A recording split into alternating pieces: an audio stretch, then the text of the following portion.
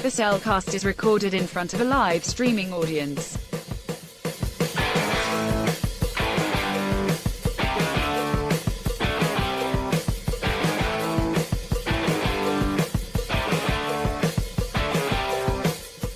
Hello and welcome to another episode of The Cellcast.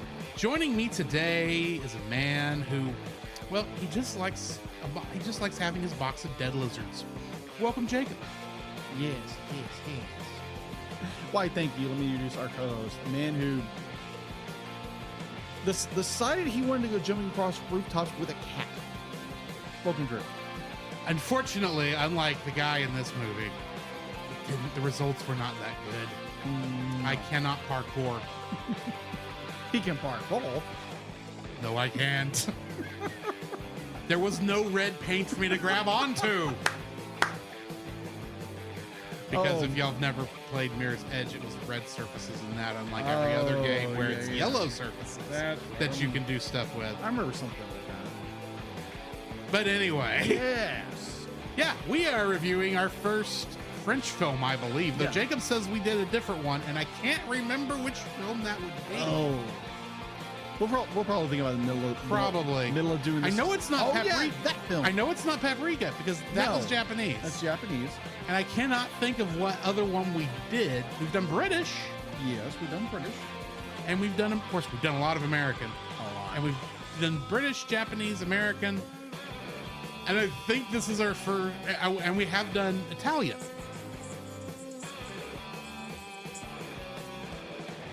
On that note. Giving myself enough room to edit that out. But yeah, we're reviewing tonight A Cat in Paris. Yes.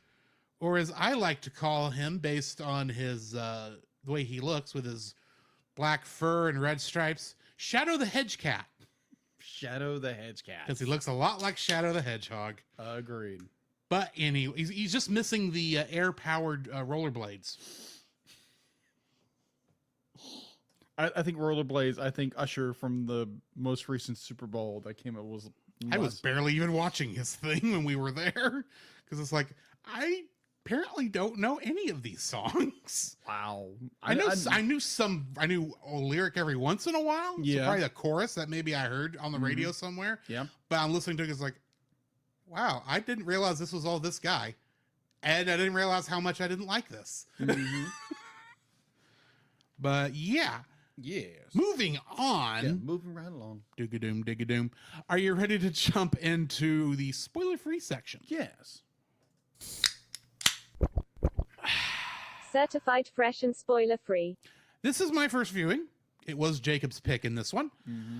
But I actually did really enjoy this. I mean, it's only an hour long, which surprised me. I was expecting this to be like an hour and a half for some reason. Mm-hmm. I guess because so many animated ones are an hour and a half and you don't normally see hour-long movies at all. Yes. The only one I can think of off the top of my head was Land Before Time. It was only about an hour.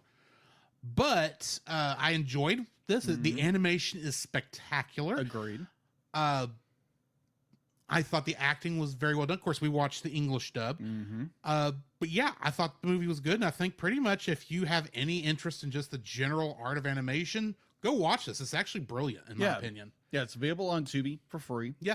So yeah, go enjoy this. Be like, because it's a very unique style. Because we actually looked prior, post show. It's more pre-show.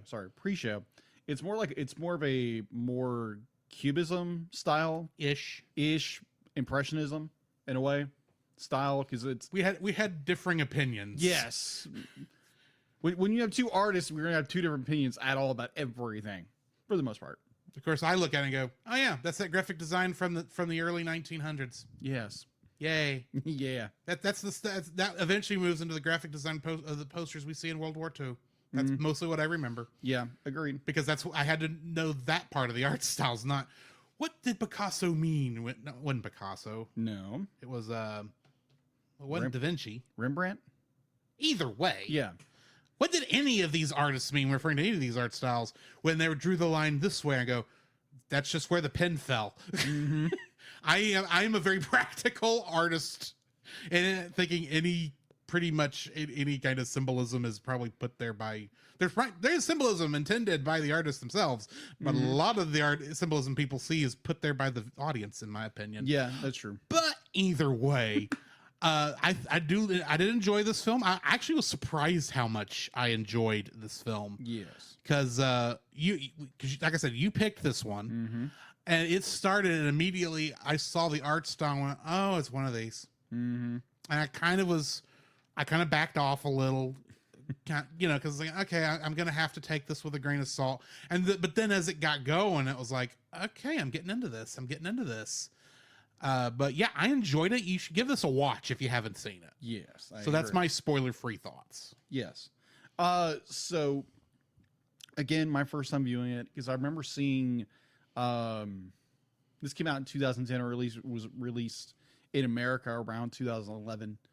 Because the movie was originally released in 2010. So I remember seeing something about this, and then when it comes up to, it's like, hey, you need to pick movies for, the lineup. And I saw it was like, unique films that come out, and I was like, oh, A Cat in Paris. Is the movie really about the cat? Not really. I was expecting it to be about the cat. Yeah, which it really is. But it wasn't, so... No.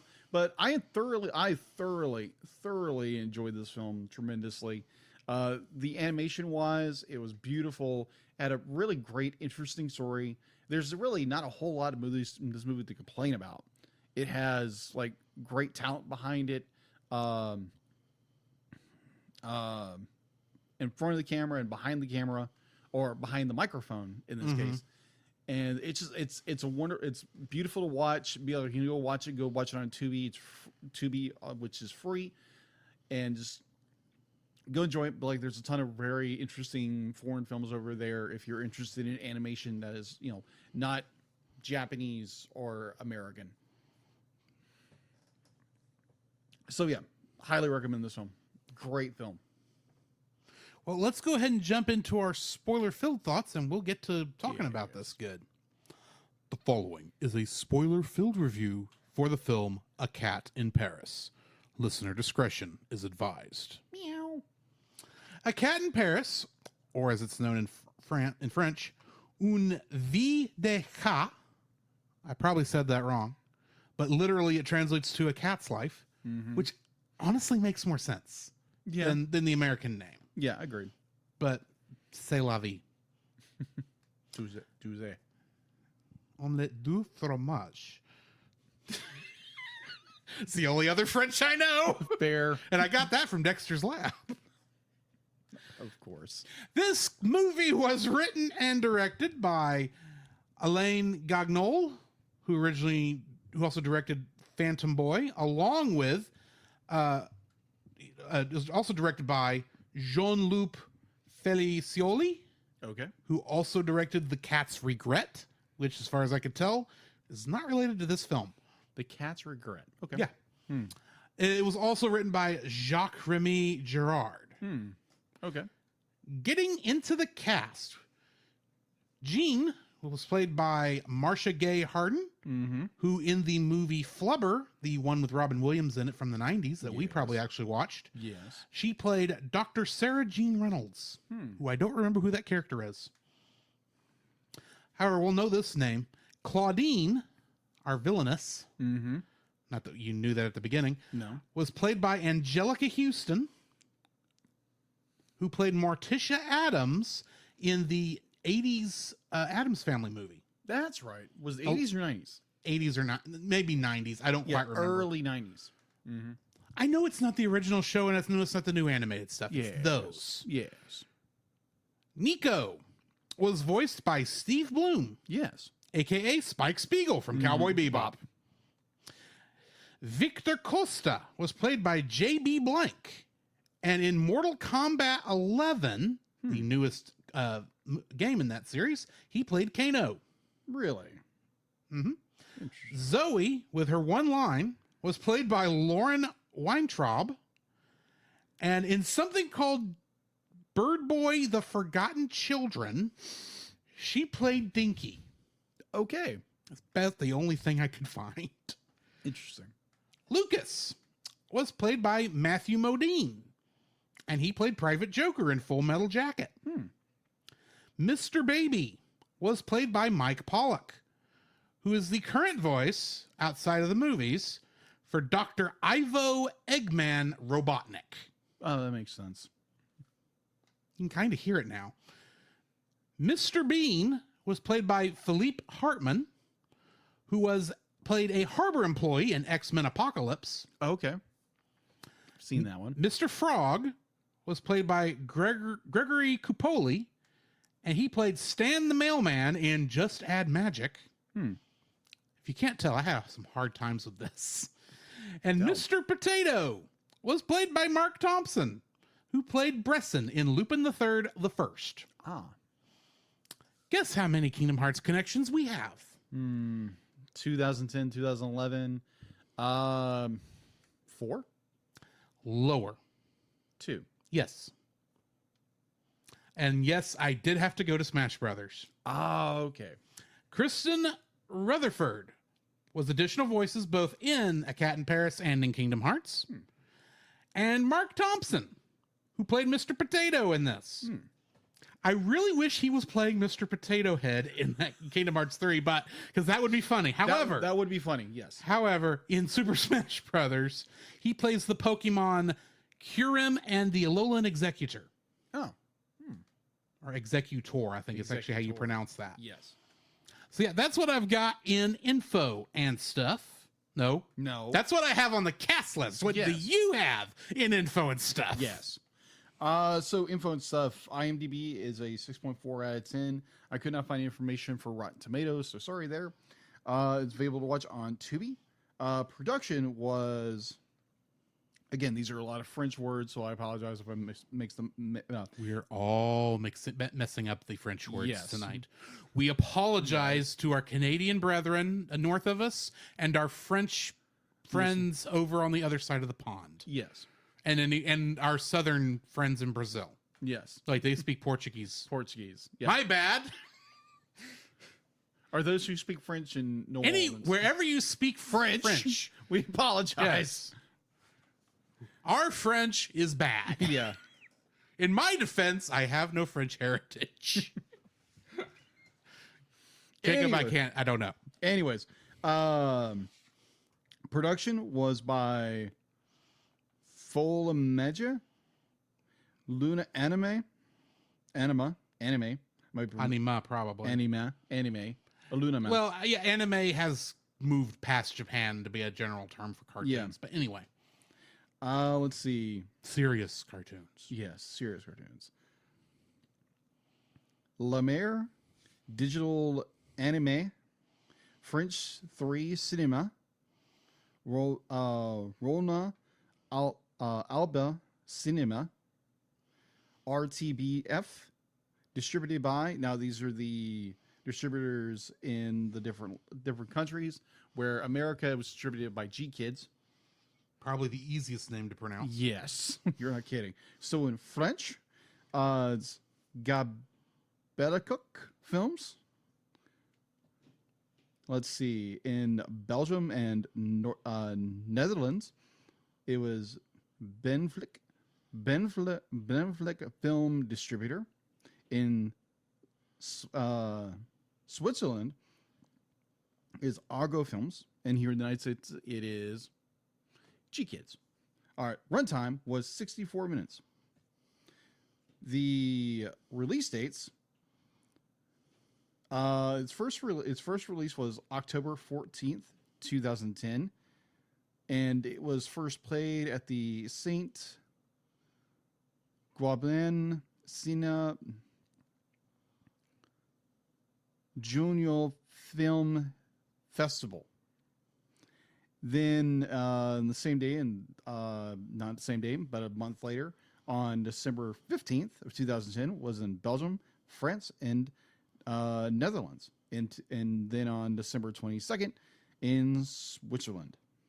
Box office.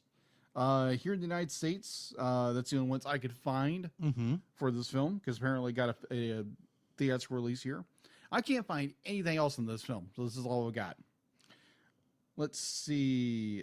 It never gave me a budget. So its opening weekend was on June 3rd, 2012 here in the United States. It grossed $34,000 and change. Its gross here in the United States and Canada was $309,973,000. Its worldwide gross was $2 million. There's no release, no information was available for home release, nor any sequel information. So that is all I have for you on info stuff. All righty. Getting into the summary. A black cat with red stripes leads a double life. During the night, he accompanies a cat burglar named Nico, who calls him Mr. Cat, who performs heists to steal jewels. During the day, he lives with a girl named Zoe, who calls him Dino. Zoe, who lost her voice after the loss of her father, has become distant from her mother, Jean, who works as a police superintendent and is looked after by a nanny named Claudine. Nico gives Dino a fish-shaped bracelet, which he passes on to Zoe. At the police station, Jean briefs her colleagues on protecting the Colossus of Nairobi statue, which cost her husband his life at the hands of the notorious Victor Costa. Victor Costa intends to have another go at the statue while it is being moved, with help from his code-named accomplices, Mr. Baby, Mr. Hullet, aka Mr. Bean, Mr. Granuel, sorry, I don't know my French, Mr. Frog, and Mr. Potato, aka Mr. Potato. Back at home, Jean takes interest in the fish-shaped bracelet and brings it to her colleague Lucas. Lucas deduces that the bracelet matches up with burgled items from Rue Mouffetard. That night, Zoe sneaks out of her house and follows Dino. She spies Victor's lot and finds Claudine is working for Victor and has been gaining insight on police movements. Zoe is spotted but is rescued by Nico. Nico takes Zoe to hide in the zoo, but Victor's gang picks up her trail. Zoe escapes in a boat. Lucas finds a lead on the robberies, trailing directly to Nico's residence. When Nico returns to find Zoe at his place, he is arrested by Jean and Lucas, presumably having kidnapped Zoe. Jean leaves Zoe in Claudine's custody and goes with Lucas to find Victor. Unable to convince Jean that Lucas of Zoe's predicament, Nico escapes in order to find Zoe. Jean is able to confirm that Nico's claim about Zoe is true. Claudine has taken Zoe to Costa's house, where she is locked away. Thanks to Claudine's perfume, however, Dino follows the scent and leads Nico to the house. Nico is able to whisk Zoe away after he cuts the power and dons his night goggles. Jean pursues Nico and Zoe to Notre Dame. Nico falls while trying to mislead Victor, but is saved by Jean, who has just arrived at the scene.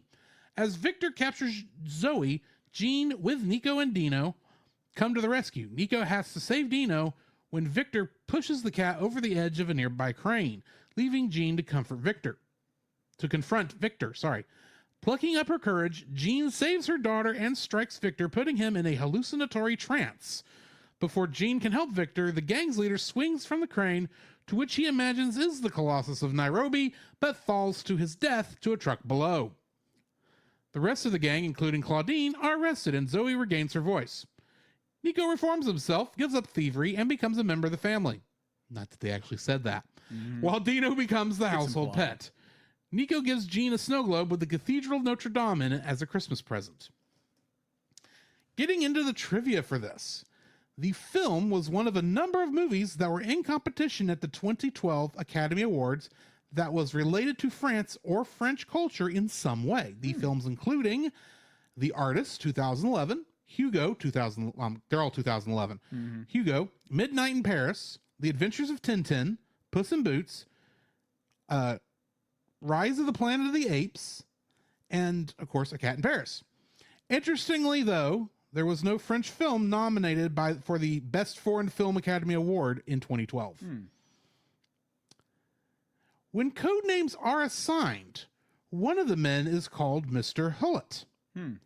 This is a reference to the character that was created and portrayed by Jacques Tati, who Rowan Atkinson cites as an influence for his creation of Mr. Bean, which is why that character is known as Mr. Bean in our version. That makes sense. In the 2012 interview with Animation World Network, Alain Gagnon spoke about the importance of hand-drawn animation technique for the film. The animation is handmade on paper with erasers and pencils. I'm afraid that we are some kind of dinosaurs of animated movies. Hand-drawn animation is kind of a tradition at Fulimagi. We use computers for the line tests and coloring process, the editing, etc. But until now, we keep on drawing on paper. Even the lights on the characters are hand-drawn, which is demanding a great amount of time and work from the coloring team. It is also an artistic choice. We are very fond of the sensitivity of the handwork. We even enjoy some of the flaws, as long as we can feel that there is someone behind the drawing on the screen.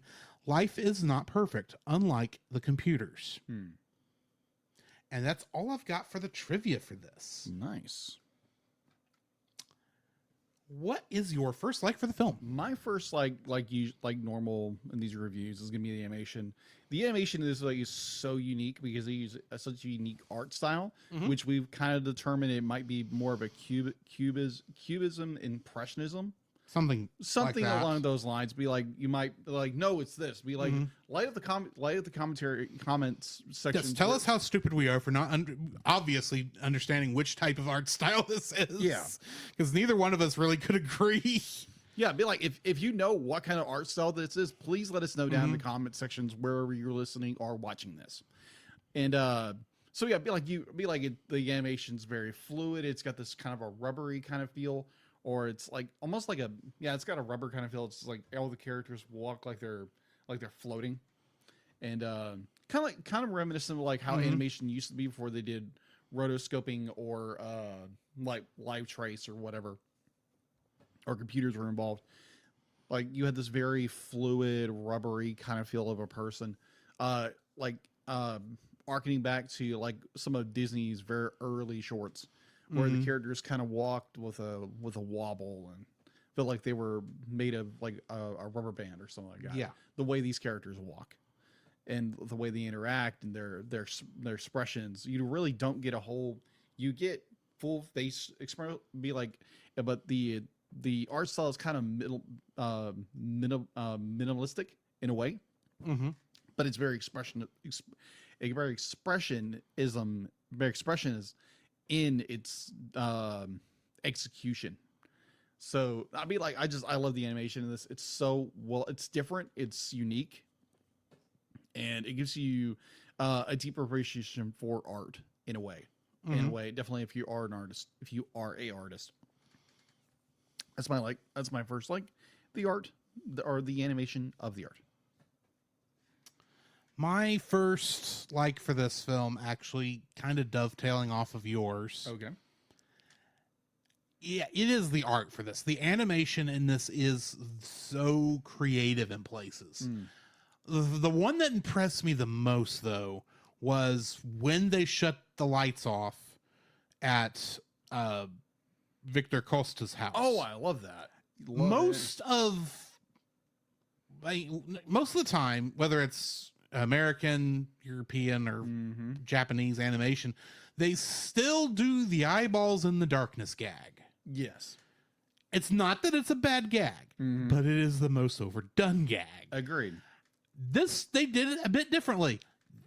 They actually drew white outlines for the characters, which that by itself is very creative because you still get to see what's going on without it being without obviously the characters being able to see what's going on. It's really cool watching Nico going around them and doing his cat burglary stuff. Yes. And in the dark, which I thought was very, very cool. But the part that I thought was the coolest was the effect when one of the criminals finally gets his lighter to light. And you get that glow of actual color, but where that color fades back to the black and white outlines. I was like, okay, if there was not proof that, because admittedly I did not do a lot of research prior to doing the regular research for this, but I was watching it knowing, because it had touted itself as hand drawn on the 2B description. And I remember thinking, okay, that's proof there that computers were involved because while you can do that in cell animation or in traditional cell animation style, that's a very hard thing to do. It's almost more of an editing trick, but here it's done so stinking well. Agreed. It had to have been done digitally in that, or at least the coloring done digitally, because it's very obvious that there's only one set of lines. It's just the lines are colored differently between the two sections, and then of course you've got that nice cool fade there. And they do that a couple more times in that segment before finally they get back out into the sunlight. Yeah. Or the starlight, or you know what I mean. But those moments there were just so stinking cool from an animation nerd point of view, because it's just not how we're used to seeing them animate Absolute Darkness before. So yeah, that's my first like. My second like is going to focus more going to focus on characters, and it's the goons. Yeah, the goons are absolutely hysterical. Well, let me back up. First watching the film, it's like, oh great, we got these goofy, idiotic henchmen or goons. And the more you progress into the story, the more you progress into the narrative, it's like, wow, these characters might be buffoons, but they're really funny. Be like, they even take the spotlight away from the boss and put it on themselves, and just every scene they're in, it just makes every scene golden. If it's just them being the buffoons they are, and the line reads, everything, the animation on these guys are just great. Wonderful, like, again, wonderful animation in this film. And overall, just a great time watching these goons be buffoons, and just make a mess of every scene they're in. Or what was the Mr. Frog? Mr. Frog has to go after the girl and the cat, and it's like, oh yeah, why can't a frog be like, frog's supposed to swim? Why aren't you swimming? Well, I was never taught, boss. Can you teach me? And dunks him again. It was great. It was such a delight to listen to these voice actors as these was it 4 or 3? It was 4. It's four guys. Yeah, 4 guys. It's 4 guys. And just, it was the delight. I was like, wow. I never expected myself to be like enchanted by the goons, the goon characters. I just be like, they're very well done, very well. They're not rounded characters, but they're characters that are like, oh, okay, I'm invested where they're going in this story, and they just make it a delight watching it. So yeah, the goons. What is your second?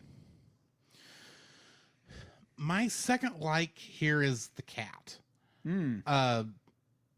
Dino, aka Mr. Cat. Yes. Or as I like to call him, Shadow the Hedge Cat. He is so like interesting. He obviously he doesn't have a voice. No, because he's just a regular cat. I don't even think we hear him meow. Well, we do hear him meow. We do hear him hiss. Okay, yeah, a couple times, but it's like almost, it's there, but it's not there.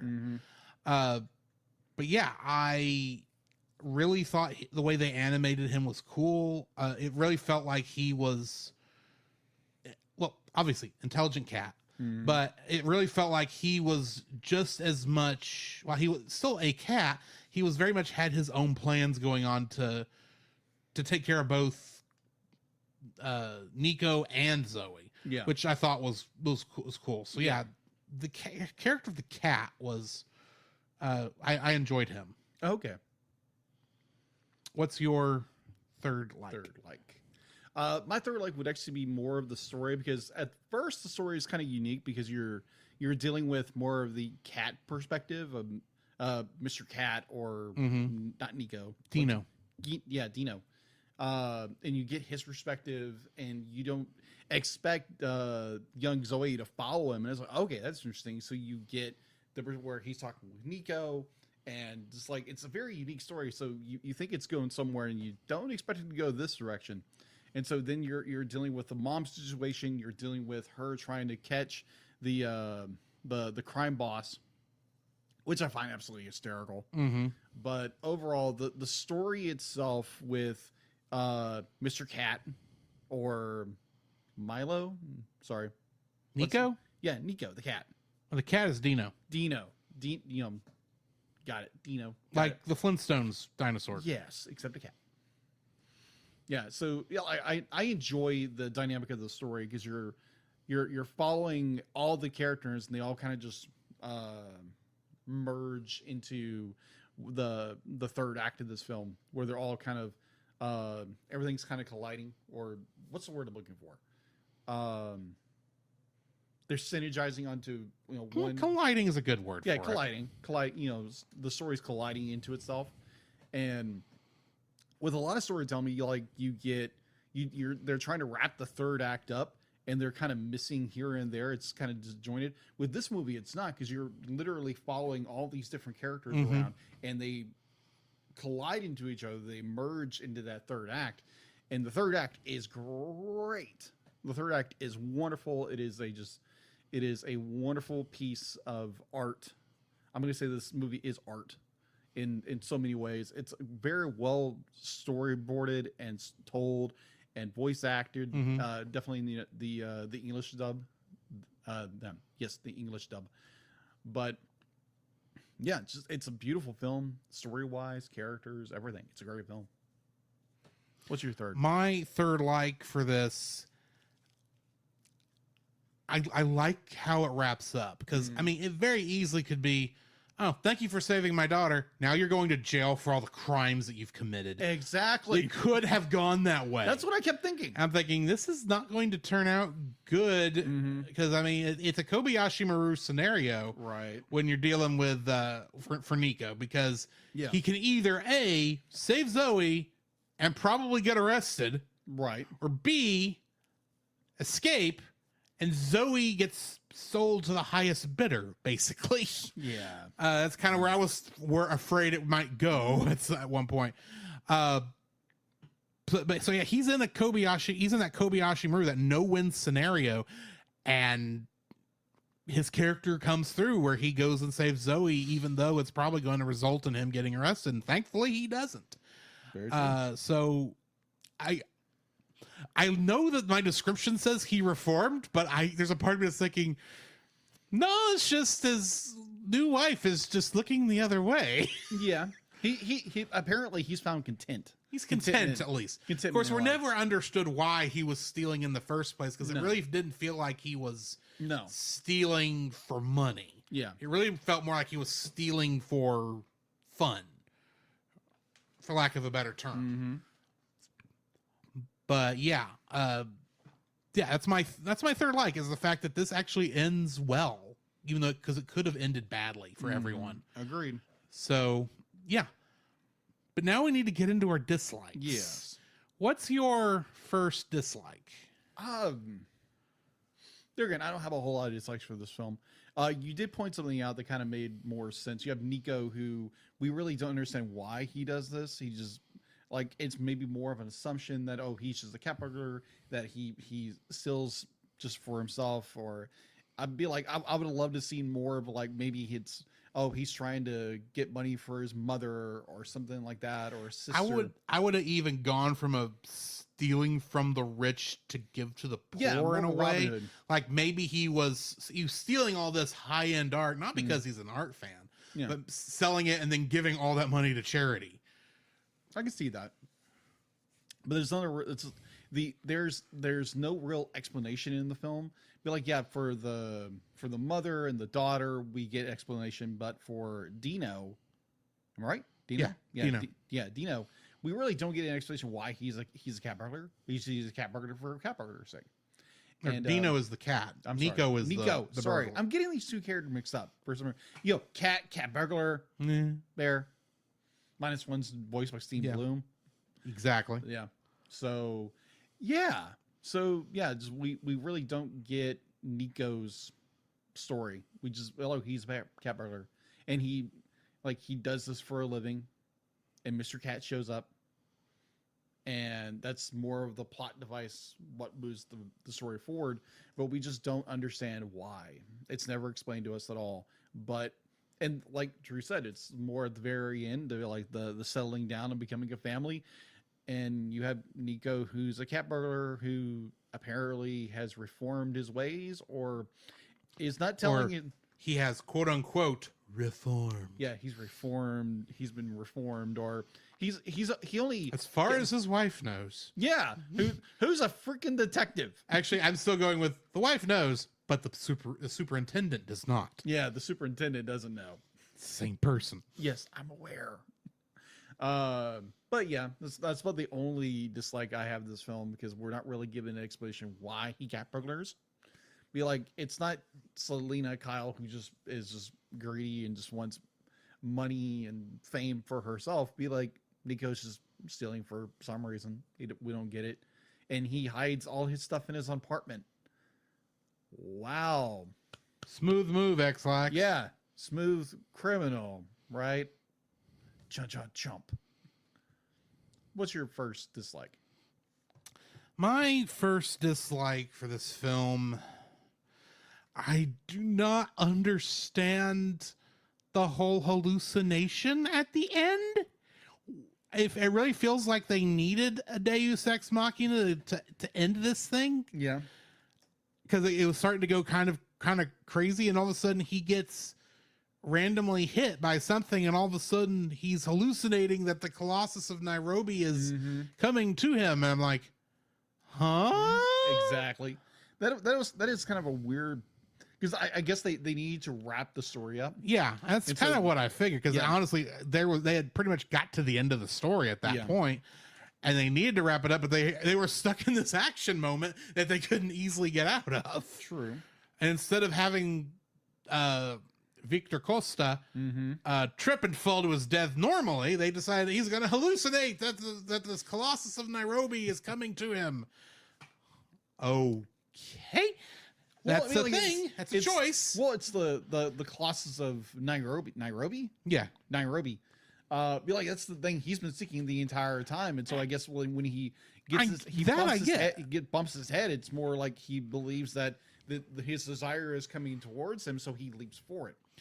But he was okay. But here's the thing: Victor Costa was a fairly well-adjusted person. Oh, I agree. Before the hit, that hit that's causing them to hallucinate that the Colossus of Nairobi is coming towards him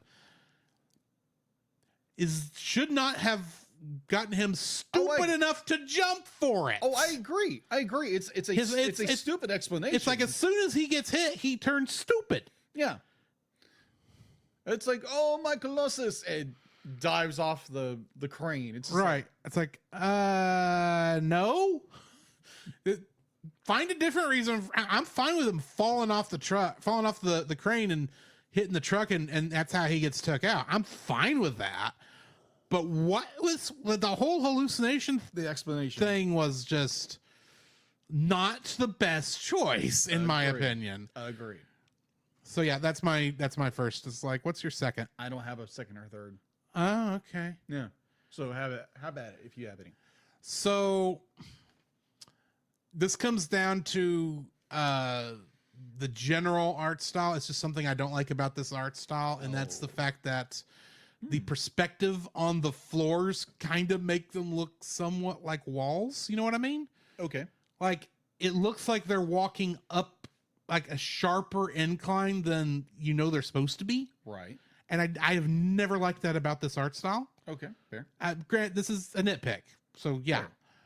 And the last nitpick, there is one instance of non-hand-drawn animation in this film. Oh, yeah.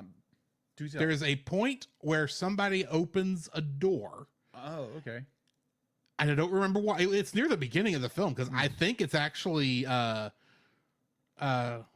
Claudine opening the door to Zoe's room, I think. Okay. And the camera is like zoomed in really close for some reason. And the way the door opens, that could have been hand-drawn.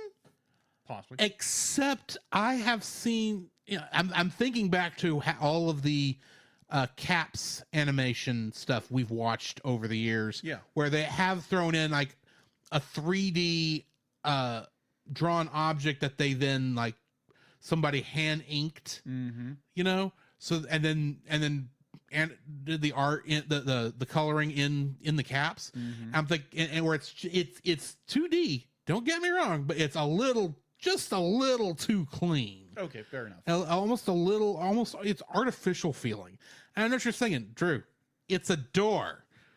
What does it matter that they took one little shortcut? I'm just saying. They said it was hand drawn. There's one moment where it's painfully obvious, if you've seen this stuff before and you know what it is, that it's not hand drawn. Exactly. And it kind of bugs me. Fair. And it's a nitpick. So I'm allowed to be a little off there. So yeah, that's my third and final dislike. Totally fair. What are you rating this film? I'm rating this a solid 9. All right. This movie is great. Like, again, art, it'd be like, this is a very artsy film that be like relies more on its art than anything. It's got a good story. It's got great characters. It's got a great plot. The plot is around not really the cat, but the cat is the catalyst. See what I did there? Catalyst. Catalyst. Catalyst. To, drive the story forward. And like it's good. It's got a good conclusion. I do agree with Drew that the to wrap the story up is to have our main villain get whacked on the head and immediately have a delusion and jump off a high place to his apparent demise. But yeah, overall, I love this film. I wish I could get, maybe at some point, maybe I can find it and actually own it. Because physical media is key, because we don't know how much longer we'll have physical media. So yeah, I'm giving it a 9. What about you? I'm giving this an 8.5. Oh. It's good. Don't get me wrong, but it's as good as it is. There's just a couple little tweaks that probably would have made it a little bit better. And some of it's just personal stuff. It's not quite a 9 for me, so I'm just bumping it down to 8.5. Fair. Basically. But yeah, that brings us to the end of this review. Yeah.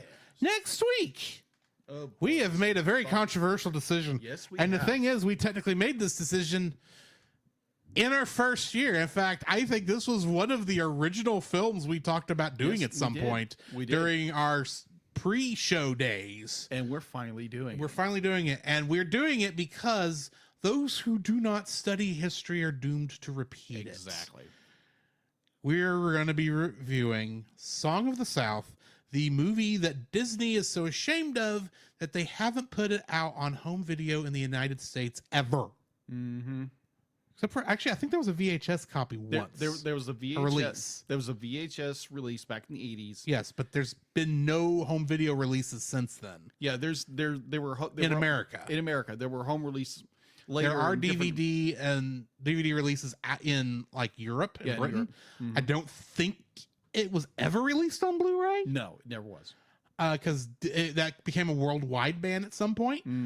But yeah, this is probably a mistake on our part. But like we said, Who knows? this is something. This is an important for being the one film that Disney is so ashamed of. They won't even put it out there to make it easy to watch. It makes us curious to even watch it. It makes us curious to watch it, and we got to see what's so horrible about this film. Now, that being said, I do remember having a VHS with the Brer Rabbit cartoons that are a part of this. I know I watched those, and I could be wrong, but I think I had a book of those Brer Rabbit stories back in the day. I don't know if I still have it. Well, I don't have it here in this apartment, but I don't know if it's still around. But yeah, that's all I really know about the film, other than there are live action segments that I've never seen. And from most of the reviewers I've heard actually review this film, it's mostly about slow moving racial relations in the United States. It's like, okay, we'll just see how this goes. Yeah. So join us next week for that. But in the meantime, we're going to be talking about what we've been watching, the news, and kind of maybe sort of, I don't know, the end of Emotional Damage? Possibly. We're getting close. This podcast is a proud member of Culture Box. Whether you enjoy geeky reviews, comedy, or original fiction, you can open up the Culture Box and find something excellent for your soul. Point your web browser to culturebox.media. This week, we suggest checking out... I get there. Didn't have this up for some reason. Womp, womp, womp. Playing Games with Strangers. Playing Games with Strangers is a family-friendly actual play podcast where indie voice actors get together and play tabletop role-playing games. You can listen to their adventures unfold as they roll dice, slay monsters, and have lots of fun, all at playinggameswithstrangers.com. The Cellcast would also like to thank the following patrons: Ashley and Francisco Ruiz, Book of Gaming, PaulJPowers.com, Edwin Gonzalez, and new this week, the Monster Island Film Vaults. So join us if you want your name listed on the show, some special art from Jacob, uncut episodes, and access to timed exclusive reviews upcoming of X-Men 97. Like I said, timed exclusive. This will come out later for patrons at a later date. You can join at the $5 level, or if you want to force us to Against our will, within reason, review a film, you can donate at the $10 level to make Patreon picks, and you actually get a special channel in our Discord to go talk in. So come join us for that. So, Jacob, I have a question for you. I might have an answer. What have you been watching? What have I been watching? My notes were being funny. Okay, yes. So what I've been watching, I've been watching a little bit of NCIS on Netflix. Yeah, I've always loved NCIS. I'm just going back through it on season 2 already. And yeah, I've always loved NCIS because it's, understanding what criminals do. And I think the last episode I did, it was a Navy corpsman had gone missing, and they were trying to find her. And apparently she had been kidnapped by a chaplain and was forced to live under a basement as a 1950s wife or something like that. Like, that was just really, it's like, okay, that's creepy. Just a little bit. Also kind of in, I wouldn't say, and retroactive kind of mourning in a way. I didn't know it at the time, but I finished Dragon Ball Z Abridged, the original run of it, before they do the boo bits. That is an interesting, how they end that is very interesting because they knew they couldn't continue. Well, they planned to. That's the thing. Yeah, they did. They were actually planning on releasing the next movie, which was going to be BoJack and Bound, and then they were going to go into season 4 with the Boo Saga. Yes. And they decided they were done after they had already made these announcements. Yes. So you're aware. Oh, okay. I thought it was something to do more like they were getting cease and assist from Toei. They hadn't quite gotten that yet, but the copyright situations were getting worse. Oh, okay. That makes sense. So it was one of those cut while we're ahead. Yeah, fair enough. Yeah, so yeah, Team 4-Star, absolutely incredible guys. They can make the most amazing parody and make it so incredibly moving, and it's great. It's just the way they make Goku is absolutely hysterical. But overall, amazing. There may be in the future some coverage of this. We'll see. Yes, we will see. We shall see. And I've been listening to ever since, kind of like walking back forth from work, and with a car issue that I'm not going to go into here in the show. I primarily listened to a new podcast I recently discovered. It's from the Super Carlin Brothers YouTube channel. They do everything Harry Potter, and they're going through the Harry Potter book series through what the podcast called Through the Griffin Door. Right now, I'm Nice. I'm halfway through Philosopher's Stone, or Philosopher's Stone, and it's good because these guys have a enormous encyclopedia of knowledge of the world of Harry Potter. And it's really interesting hearing these guys because they are very professional in how they do everything. And so it'd be like if you want to listen to something like some people go through chapter by chapter of Harry Potter, I think they're right now. I think they're in the middle of the Chamber of Secrets, I believe. So I'm halfway there. So, and what they calculate is probably about 4 years until they get to the very end of Deathly Hallows.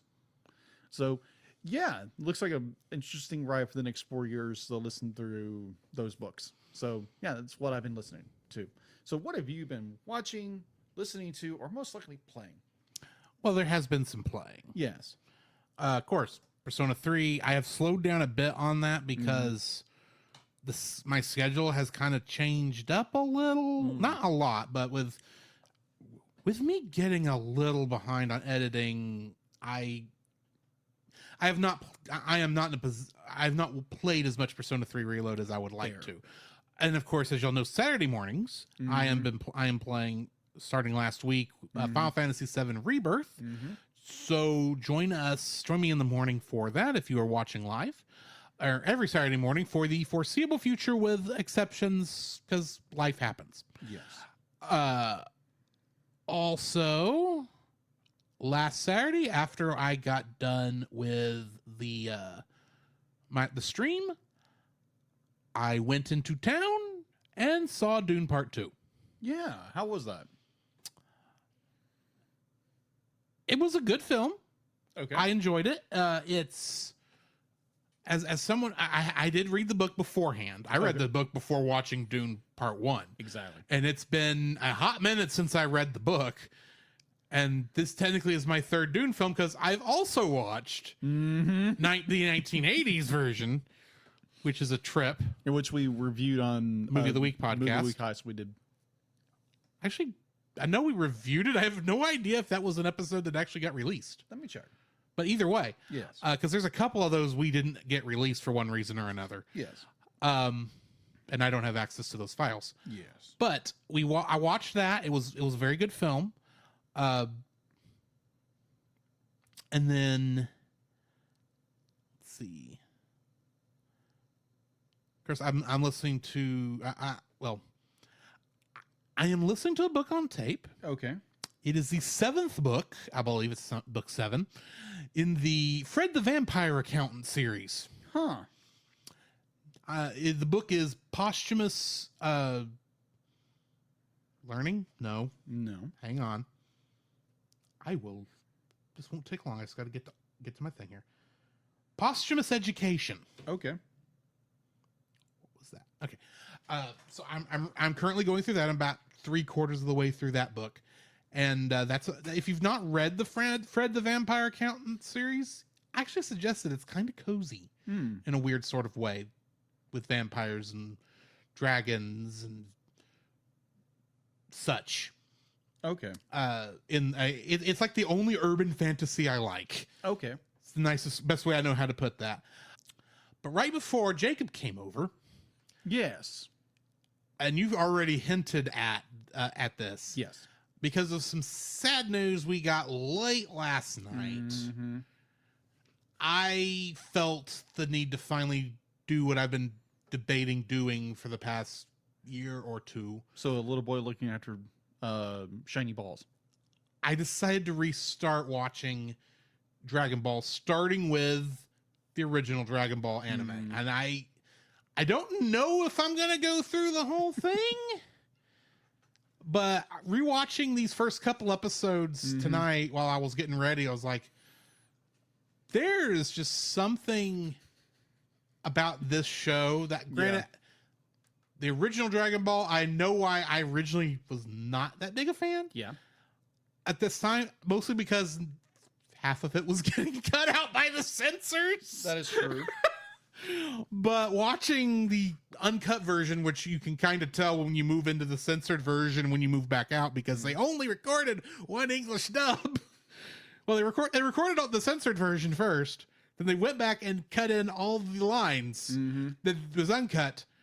So in one scene, it's about sandwiches. And in another scene, they're talking about something else. Let's just say that. So that's kind of a little awkward in that, but I'm enjoying going back to that. And I think I'm going to try to go through the whole thing, and I'm debating whether or not. Okay, so I'm enjoying doing the Kingdom Hearts untangling, but at the same time, I'm like, I don't know if I want to continue. Okay. And so I'm thinking of maybe switching gears to doing something else, maybe Dragon Ball related under the current circumstances, but we'll see. Okay. I don't know. But we'll come back to that at a later point. Okay. So, I want to make a real quick point because we mentioned Dune, because we did do a review on a Movie of the Week podcast, which we did for about a year and a half. Yeah. With my brother Jim. And it actually was released. So if you want to hear our thoughts on the original Dune from 1984, go find Movie of the Week podcast and wherever you listen to podcasts, and go listen to that. And just go check out what we thought of that movie. I still need to see part 2. It was good. So that's going to be it for what we've been watching. Jacob, hit us with some news, even though we know some of it's sad. Yes. The Cellcast News with your host Jacob Heron.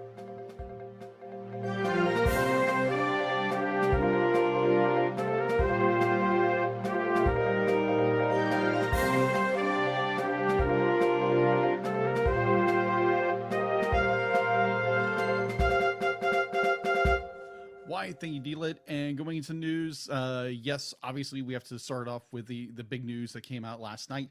And it's sad to hear, but Akira Toriyama, the acclaimed manga artist behind the global phenomenon Dragon Ball, Dragon Ball Z, and all the Dragon Ball series. Along with Chrono Trigger and Dr. Slump. Dr. Slump. And then he was also the major art director for the Dragon Quest series of video games. Yes. He died last night at the age of 68, according to the official Dragon Ball website. The artist died from an acute subterranean. Did you say he died March 1st? No. Because that's when the thing I read said he actually died March 1st, and they just now are announcing it. Oh, okay. Gotcha. That's kind of a Japanese thing, because they want the family to have a grieving time before they do a public announcement. That is understandable. So apparently he died March 1st. Yeah. From an acute hematoma. Acute hematoma, which is a blood clot on the brain that usually forms after an accident on March 1st, that his funeral has already been held by close relatives. So, yes, we lost a legendary icon of artist and manga creator in Akira Toriyama. And he will be missed, but his legacy will continue through Dragon Ball, Chrono Trigger, and all the other supplemental creations the man ever did. And for an artist who is on Twitter /X, whatever you want to call it. Key. Okay, Key. So the amount of artists that I follow on there, there's so much love and adoration for the late Toriyama. It's not even funny, just amazing art. People just how much they appreciated his art, what inspired them. I think Toriyama inspired me with with Dragon Ball Z primarily, because I remember either after school, Toonami, or during football practice, someone would bring in a VHS of the most recent episode, and we'd watch that. And I think it was during the Cell Saga or Frieza Saga or whatever. And that was just amazing. So yeah, Toriyama, I'm going to say Toriyama will be truly missed, but his legacy and his creation will live on. So he shall be truly missed. So on a little more brighter note, let's talk about some Shrek 2. That movie's already out. Yes, I know, but apparently Universal and DreamWorks Animation announced that a U.S. theatrical re-release of the Academy Award nominee Shrek 2 in celebration of the film's 20th anniversary Yeah, apparently will be released nationwide on April 12th. So if you loved Shrek 2, which I love Shrek 2, I thought it was a great movie. It surpasses its predecessor as a film. And Shrek 2 is actually the better film, in my opinion. Agreed. And you get Puss in Boots. Puss in Boots. Played by Antonio Banderas, still playing Zorro, but in cat form. Cat form, of course. So, yeah. Like I said on Retro Rewind podcast's review of The Mask of Zorro, there is a reason why DreamWorks just took the character from that movie and stuck it in Shrek 2. Yes. And turned it into a cat. Fear me if you dare. I love that film. I know we've done Shrek. I know that. We haven't done 2 yet. We've not done Shrek 2 yet. Yeah. We're going to do 2 at some point, which we're going to be like, yay! Then 3. 3 was terrible. Here's the thing. I am not putting the Shrek movies on the list. I'm leaving that to you. Okay. So when you're ready for it, okay, we'll do that. Okay. We'll go, yay, Shrek 2. Shrek 3 is just... and then Shrek 4, after DreamWorks decided in marketing that they were going to change the name of all their movies to something shorter that's for them to say. Mm-hmm. Just and randomly Shrek 4 change wasn't names. bad. Because Shrek 4 is technically named Shrek 4 Ever After. Yeah. But the guy in the commercial said Shrek 4, the final chapter. Yeah. It's like, that's not the name of the film. No, it's not. It's right there. But either or. So if you are a fan of Shrek 2, it's going to be in theaters on April 12th. So go get your tickets now. It's probably on Fandango or what have you. Wherever you buy tickets. Wherever you buy tickets, go buy them. Go enjoy this film in theaters. I think I would enjoy watching it myself. But there again, huge shout out to a listener and a fan of ours, Heather Morgan, for like all week she literally would just be shooting me messages about, new trailer drop, this information about this. And this is, again, thank you so much, Heather, for your due diligence about, looking up information about upcoming events and upcoming this and this and this. So thank you from the bottom of our hearts for doing that due diligence and sending it to me before I can say it to our fans here on the show. So thank you again. She is definitely our first run reporter. Yeah, you're not kidding. So that you can actually get this set on the show. Yes. So thank you again, Heather. Yeah. So Disney Pixar announced on May 7th, which was yesterday, unveiled the newest trailer plus new images for Inside Out 2, which welcomes new emotions into now teenagers Riley's mind. If you don't remember who Riley is the young girl which the emotions are from. So if you need a quick refresher, we've already done an episode over Inside Out. So go find that in your favorite podcast feed or directory and go listen to it and let us know what you thought of our review of Inside Out 2. Going on a little bit more, this is regarding Kung Fu Panda 4, with Jack Black ready to make his triumphant return as the black and white hero of a panda to Kung Fu Panda 4 this Friday, or actually the day on March 8th, the night of this recording. So if you are a fan, you are probably in theaters right now watching Shrek 4. No, we're talking about Kung Fu Panda 4. Skadoosh. We need to do some more of those too. Yes, we do. Well, I think I got Kung Fu Panda 2 on later this year. Probably. Critics have weighed in on the skadoosh worthiness of Poe's latest adventure. Fans of the DreamWorks franchise and those carting the next generation of younger moviegoers to cinemas will be glad to know that the reviews of our promising a solid live-action action-packed family adventure that follows Poe of the Kung Fu Panda franchise. The fourth installment of this has earned a 77 on Rotten Tomatoes from 38 critics reviewed so far, with a more mixed rating of 54 with Metacritic, 20 critics reviewed.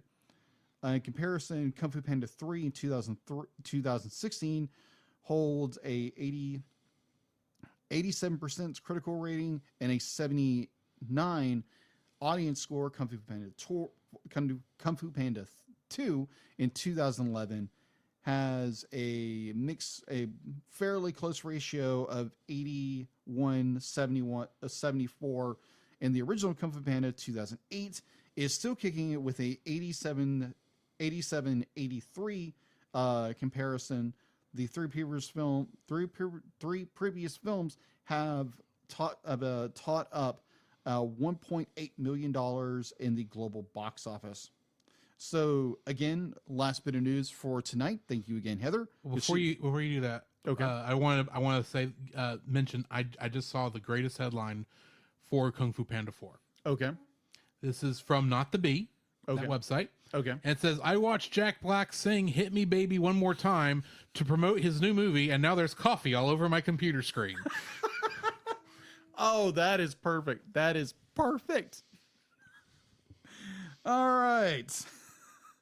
So anyway, last bit of news. This is regarding the second season of Monsters at Work on Disney+. The Emmy-winning animated series Monsters at Work, which is inspired by Monsters Incorporated and Monsters University, is getting a second season. It's returned for second season with a 2-episode premiere starting on Friday, April 5th, 8 p.m. Eastern Standard Time on Disney Channel and Disney XD. Subsequently, it will be moved to Saturdays with 2 more episodes launching each week beginning at 10 a.m. Eastern Standard Time on both channels, leading up to the series streaming debut on Disney Plus starting on May 5th, which is a Sunday.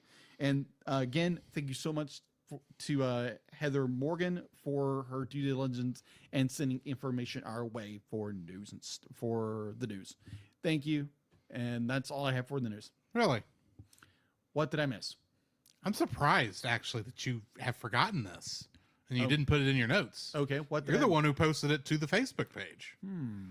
About a certain movie that is going to be back in theaters the week we're reviewing it. Oh, that's right. The end of Evangelion. Which is not playing anywhere around here. No, it's not. It's just like, we got so close to Yes. actually being able to review a film while it's in theater. Yes. Technically. Yes. So if you are, I don't know if you want to say blessed or cursed. I honestly don't know because this movie is so mucked up. I'm guessing it is. Okay, so here's the thing. Yeah. If I had a choice If you had a between choice. watching the end of Evangelion on my television screen or watching it in a movie theater. Yes. And if I had the choice, I mean Tyler. If it's playing in Tyler, that's the farthest distance I want to go. Yeah. I would do it. Okay. Fair enough. I would see it in a theater because, in my opinion, if you're going to watch a film and you have the chance to see it in a theater, Yes.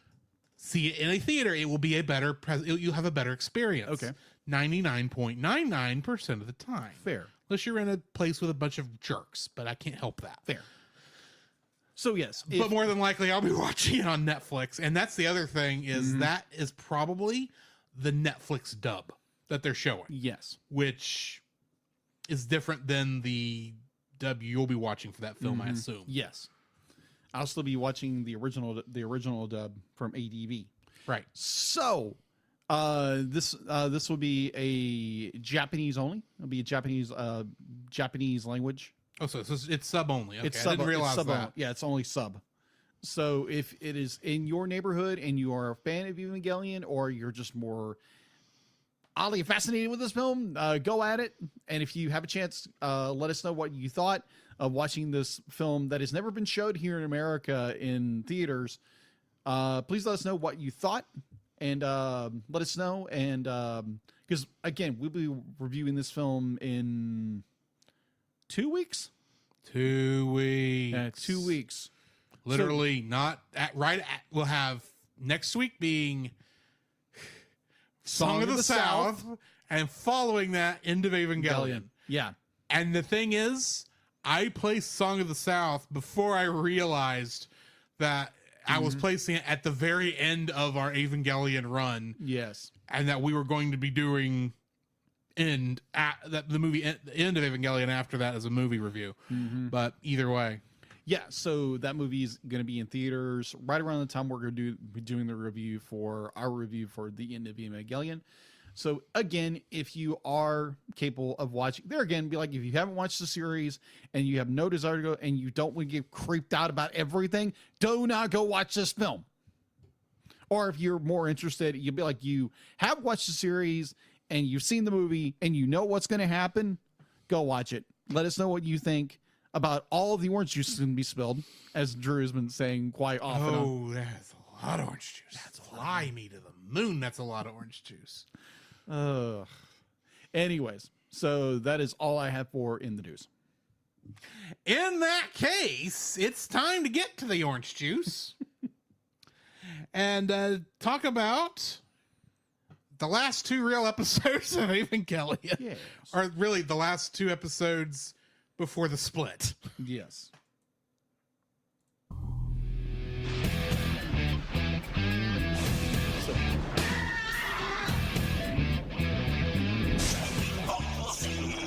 Card captors, a mystic adventure. Card captors, a quest for all time. She is the one named Sailor Moon. Pokemon, gotta catch 'em all. It's you and me. I know it's my destiny. Pokemon. It's time to do. Digimon, no monsters, Digimon are the champions. Yayo, yayo, ho-ho, set sail for One Piece.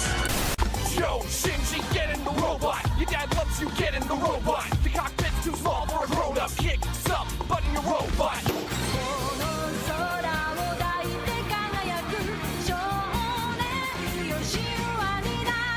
Emotional damage. As of course Stephen He saying emotional damage, and the Lost 4 Kids dub of Evangelion met by Eagle 8 Burger. All the other audio is copyright. Who owns it? First episode of the night, Tears, aka Ray 3. Which I just realized what's interesting about that title. Yes. Because we had Ray 1 and 2 earlier in the season. In my mind, it's like, okay, it's the 3rd Ray episode, Ray's focus episode. But then I realized by the end of this, Ray 3.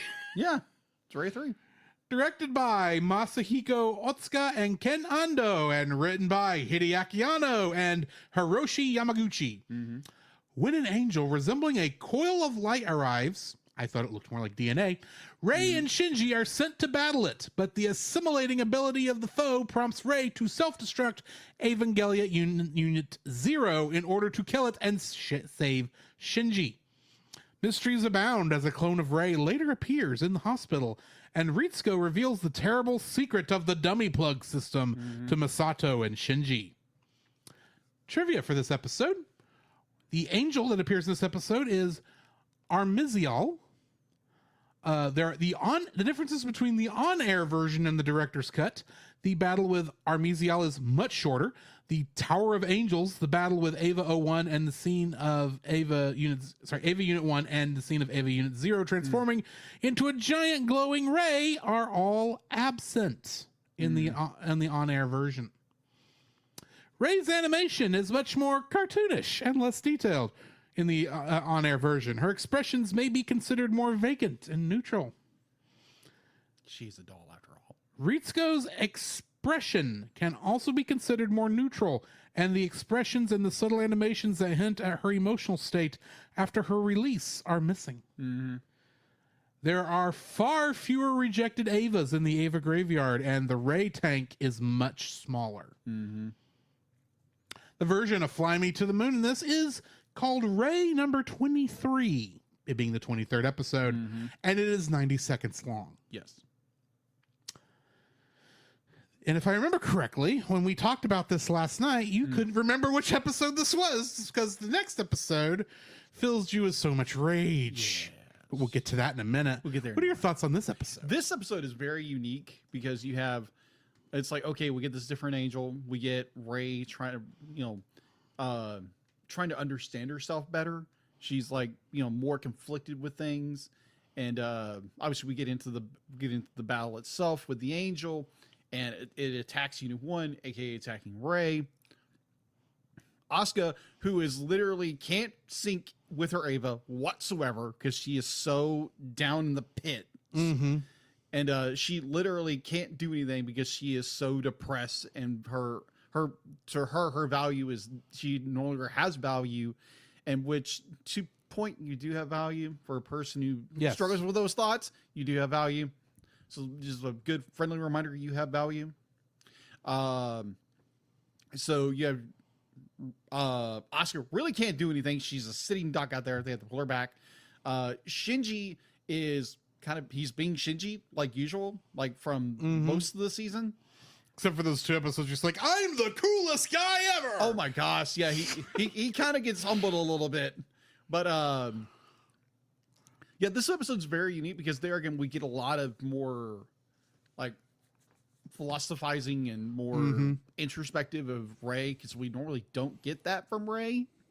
And I like it, especially when she sacrificed herself in order to save Shinji, because she has, to her, she's understanding. She has a very deep connection with Shinji. I wonder why. Yeah, you wonder why. And then you get the Ava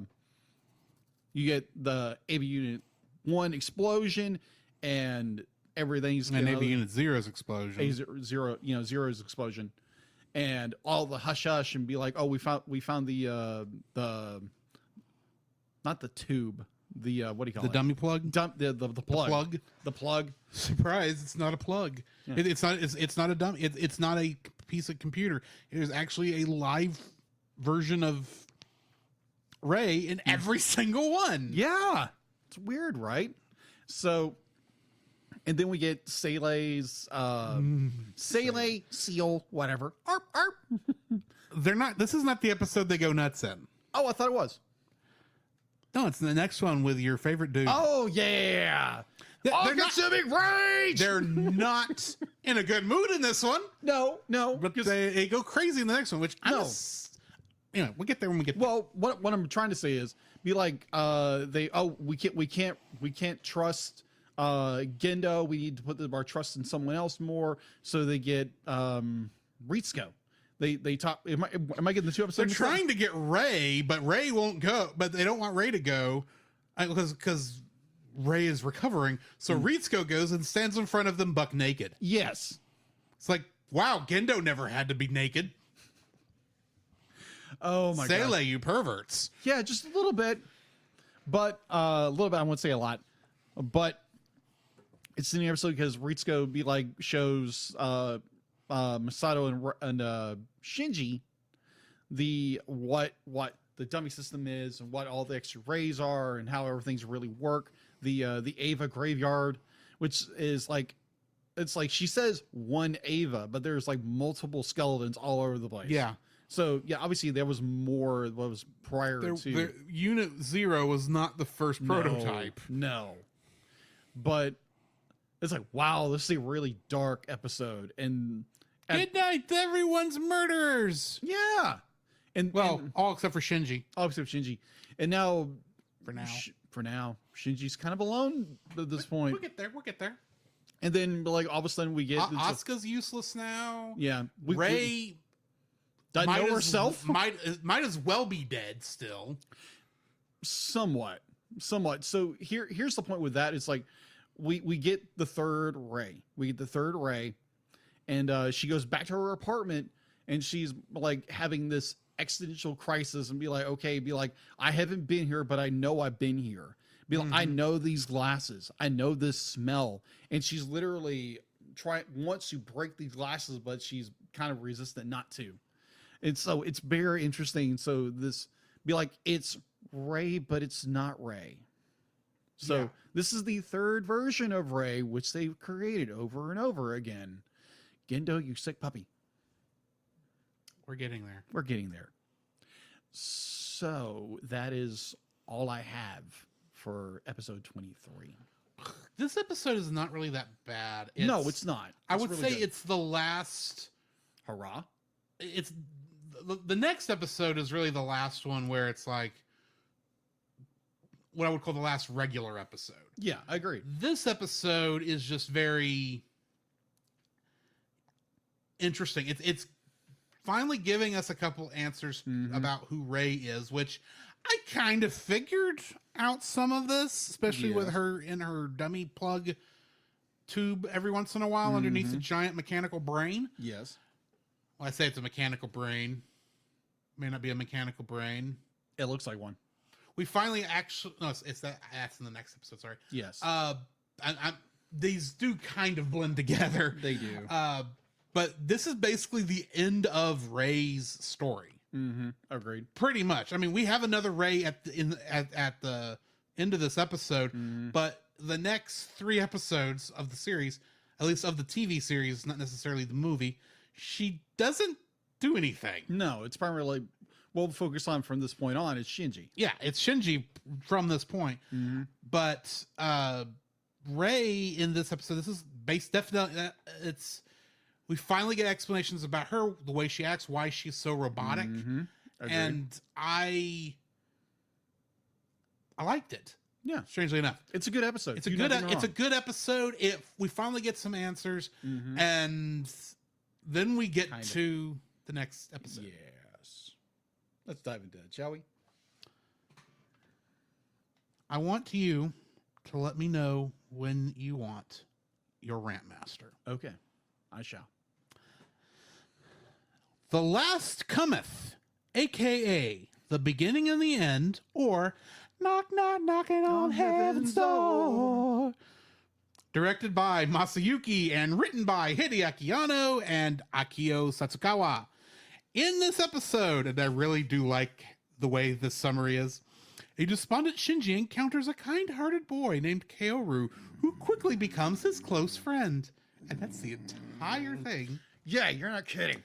We actually have a new cast member in this, as we mentioned a second ago, Kaoru Nagisa. Kaoru Nagisa? Yeah. Well, it's Kaoru in the it's Kaoru in both, but okay. I'm reading it and it's like Kaoru. the way I tend to read Japanese generally, this fair. looks like it should be Kaworu. Okay. Gotcha. But Kaoru is close enough. Yeah. He was voiced by Akira Ishida in the Japanese version, Kyle Studevant in the ADV original dub, Greg Ayres in the ADV director's cut dub, and Clifford Chapin in the Netflix dub. Trivia for this one, we get 2 angel appearances technically. Tabris, which is the angel name for Kaoru, and Adam is finally revealed to be Lilith. Yes. Which we did Which I have known for like 10 episodes now. On. What? And the way they do the reveal, it's like, this may be different in the ADV dub, but in the Netflix dub, it's like, Kaoru says, when he finally gets into the chamber, he goes, Adam? No, Lilith. I'm going, that's how you're going to reveal who that is? Which we already knew this was Lilith. We've known it for a while now. Yeah. Come on, Kaoru, do better. And then it's like, okay, getting into the differences between the on-air version and the video. Yeah. In the on-air version, Asuka's shocked expression after slapping Shinji at the news of Kaji's death, along with the spilled coffee pot that apparently is seen in the end of Evangelion, is absent. Yes. The brief appearance of the embryo of Adam is absent. Oh, that's right. The expanded conversation of Kaoru saying Rey is the same as him is absent. The 15 Sele monoliths at the lake scene and Masato spying on Kaoru is absent. Yes.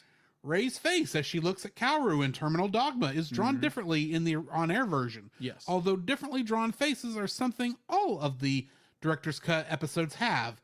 Lilith's legs have been added due to her growing back her legs in the director's cut version of episode 22. The next episode preview after the end of episode 24 is a preview for the video release version of End of Evangelion's first episode, episode 25, which consists of animatics of Asuka battling the MP Eva series, as well as Masato saying goodbye to Shinji. Yes. The video version of 26's next episode preview is shown after Air's video version, this consists of the live action footage of Studio Gainax. The video version of the end of Evangelion was released on Laserdisc and VHS, along with episodes 25 and 26 of the series as Genesis 13. There is a rather popular theory that Asuka attempted to commit suicide by slashing her wrists at the beginning of this episode, but there is not sufficient evidence to prove this. Makes sense. She instead was starving herself and simply waiting to die, having lost the will to live, but did not want to die either. The episode's title is a straight reference to Bob Dylan's 1973 song Knockin' on Heaven's Door, in which a dying lawman, aware that he is soon to pass away, addresses his wife as Mama and asks her to remove his now useless badge and guns. The beginning and the end can refer to both the process of birth and death, as well as refer to Kaoru, who is the final angel, but possesses the soul of Adam, the first angel, and the progenitor. Akio Satsukawa was responsible for writing this episode alongside Hideaki Anno. 2 early drafts of this episode, both credited to him, were released in September 1996 issue of the magazine June supplement. These have numerous plot and characterization differences with the final episode, such as making the romantic subtext between Shinji and Kaoru completely explicit, and suggesting that Kaoru has attempted suicide in the past. Okay. The Fly Me to the Moon for this one is normal, with has an instrumental, and is 90 seconds. Yes. Jacob, all right. the floor is yours. All right, the floor is mine. Thank you. So, animation wise, oh my gosh, they did episode 23, done very well. This episode, I don't know what they did. Like, the animation is golden throughout this entire thing. This is where they threw all the money for the next 2 episodes. Apparently. Or for the director's cut, they went back and redid a lot of it. I don't know which. You saw how much I just read that they changed. Yes, agreed. They changed a lot of it. It's like, well, because I'm getting the feeling that the on-air version, they must not have been able to actually finish the episodes before they had to be released to air, so they got them to a finished state enough that they could put it on television. That's the version ADV originally released over here, and then they went back and finished the episodes later. This is a thing that happens in modern anime all the time. It does. Yeah, it's animation-wise so good. Definitely with the opening where Asuka's lying in this tub and her face is gone the whole bit, and she's has lost the will to live and doesn't really want to die, but doesn't want to live either. And there again, you have value. So just reminder of that. Quick question. Where was she when she was in that bathtub? I think it was probably because if that was her and Shinji and Masato's apartment, did the apartment finally get destroyed? No, I think it was Kaji's apartment. Okay, that makes more sense. That kind of makes sense because she had this fascination. She loved Kaji. Right, that does make sense. It's just I saw that beginning and went I was like, where is she right now? Yeah. Yeah, the beginning of this show, the beginning of this episode is beautiful. I mean, it's dark and oh my gosh, just so.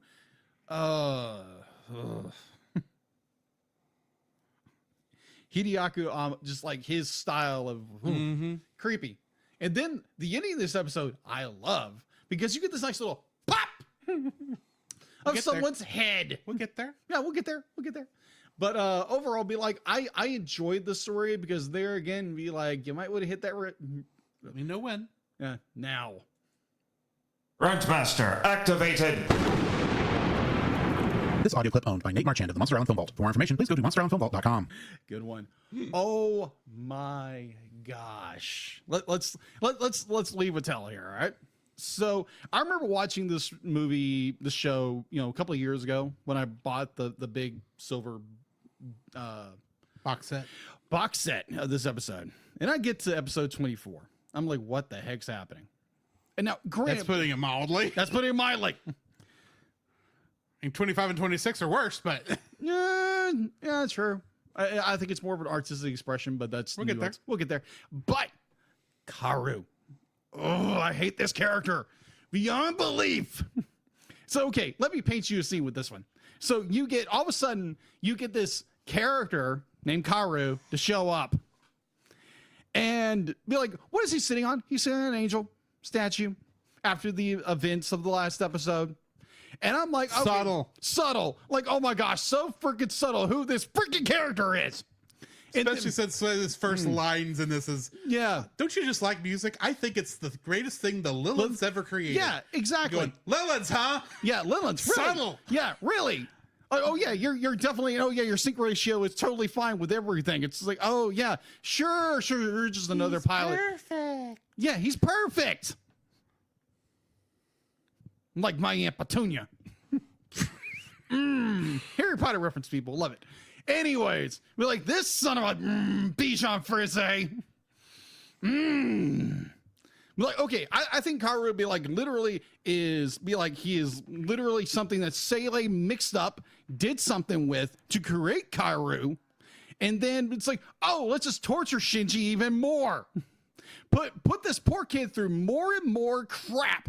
There again, I'm trying to censor myself beyond belief because this enrages me beyond belief. It's like you have Shinji who has gone through hell and back, and like he's gone through all this crap. Everybody in his life is missing, and then all of a sudden, this son of a Bichon Frise shows up and manipulates and twists his emotions so much, and puts him in situations and won't allow him to speak and put words into his mouth the entire freaking time. Oh my gosh, I hate characters like this. It's so we go on and on and on. It's just like, oh, because Karu loves Shinji. Bull snikes, he does. He's literally trying to use him in order to cause a third impact. Oh, I hate this character. Oh, brother. So as I'm saying this, oh my gosh, I am so emotionally charged with this one because I don't like manipulators. I do not like characters who manipulate others for their own gain. And this is what Karu is.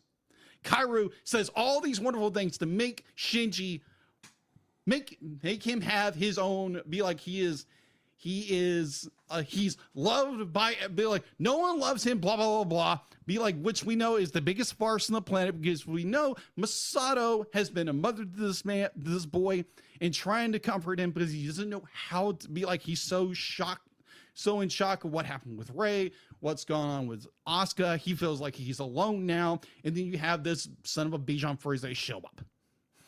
And then it's just this vile betrayal of a friendship and a kindredship that has literally been built up out of what Seilei's trying to do.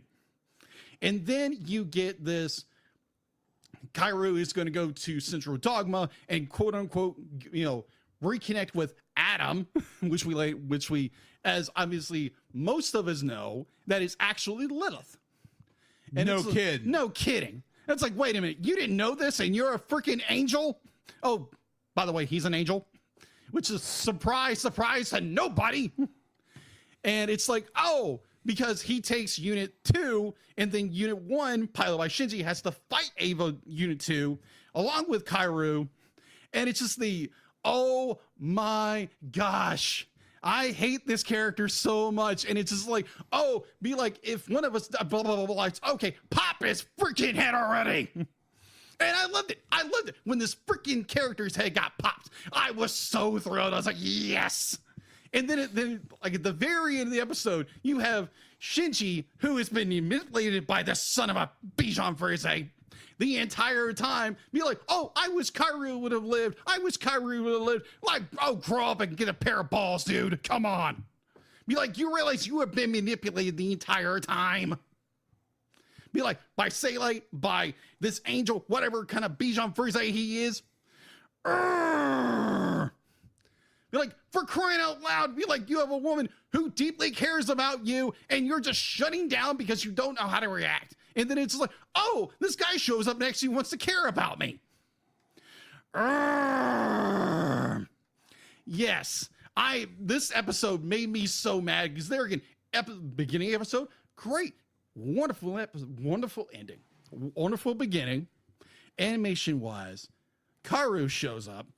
then my rage kicks in about who this character is, motivations, the whole enchilada. I get why they brought this character in. I get why. And you for me, this is how I see the character. So that is my little take on episode 24 of Evangelion, knock on heaven's door. Question. The ending is very good. Do not get me wrong. Yes. Question. What is your question? If he was trying to cause the third impact, why did he decide that the humans are the ones that were going to live? I have no idea. Because he did, from what I could tell. Yeah. Could be wrong. If the third impact has occurred in this series, because I already watched the next 2 episodes, Yeah, the because second I impact literally is- got to the end of this episode and said, forget it. I'm going to finish it. I've got 2 more episodes and I've got time. Yeah. And I watched the next 2 episodes, and I'm going to be honest, those 2 episodes, I couldn't tell if the third impact had happened or not. Yeah, that's true. I couldn't tell if the human instrumentality project had happened or not. Yes. So, from what I can tell, he stopped before the third impact could occur. Possibly. In this show. Yes. In the show. I'm not talking about the movie. Like we said earlier, this is where the split is. He Yes. stopped before causing the third impact. Yes. Which tells me if the third impact is happening in the movie, like I think it is, something else is going to cause it. Yes. I'm blaming Ray. But be like, Because I've seen clips and I There- kind of have a feeling. yeah. So But I also have a feeling it's like, those are hallucinations. yes, but what I understand, what Sele's intention was to. Sele wanted the third impact. They say like one of the third impact. That's why they sent Kaoru. But my question is, did Kaoru actually cause the third impact? Because it doesn't look like it. no, it doesn't look like it. But It looks like the third impact did not happen. it didn't. It didn't happen. But like that was the Which is the start of why I'm going to sit here and go, I know why people didn't like the ending of this show. because they wanted the third impact. Well, correction. The third impact Yes. has been built up over the course of the past 24? This is episode 24? 24. The last 24 episodes. Yes. It does not happen in this episode, leaving 2 episodes remaining. Yes. Which in the series. You either go to the series, which I have already watched, or the movie, which I've not watched yet. Yes. In the series, I'm not going to go into it because we're talking about that next week. Mm-hmm. But I can understand why people consider that disappointing. And it's not very clear as to the events of the story. It really does feel like this, at the end of this episode, the story mostly ends, and then going forward, it's just a psychological profile told in a very artistic way. Yes, We'll agreed. get to that next week. Yes. But from what I could tell, just watching this episode, if it was supposed to happen in this episode, it didn't. Yeah. And it really felt like it was going to. And in any other show, if it weren't 2 more episodes, actually, this would be a good ending. It would be. Because we stopped the third impact before it occurred. If Hideaki Anno had stopped here, which it almost feels like, especially with the amount of money put into this, like this is the last episode. Yeah. This is intended to be the last episode. And the fact that there's 2 more episodes, whether you go TV or movie, is almost like he realized he had 2 more episodes he had to make for the show, even though he had already ended the story. So he came up with an epilogue, kind of. Yeah. But like I said, we'll get to that. Yeah, we'll get both movie-wise and TV show-wise. Yes. It really does feel like this should be the last episode. So I honestly, as much as the thing that confuses me more, because I'm like you, I hate Kaoru and what he does throughout this episode. Yeah. Because it starts off acting like he is going to be, at the very least, from what I took, because I watched the Netflix stuff, I did not see the versions of their relationship that occur apparently in the Japanese and in the ADV. But in the Netflix dub, it is less apparent that there is any sort of romantic relationship other than friendship. Yeah. Because friendship is a thing. For instance, my good buddy here, we're friends. Yes. I love him as a brother. Yes. I am not in love with him, and it's not Thanks. just because Ashley would kill me.